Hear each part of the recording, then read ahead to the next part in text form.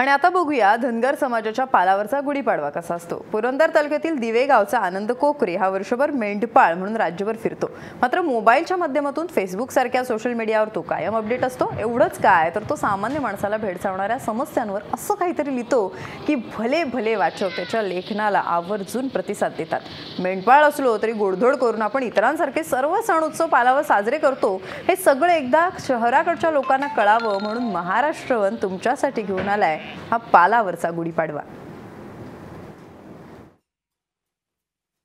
पटकत असताना जे जे सण येतील, होळी असो, शिमगा असो, गुढीपाडवा असो किंवा अक्षय तृतीया असो, दिवाळी असो, ते सण आम्ही त्या पद्धतीने साजरे करतो, रानात असू नये।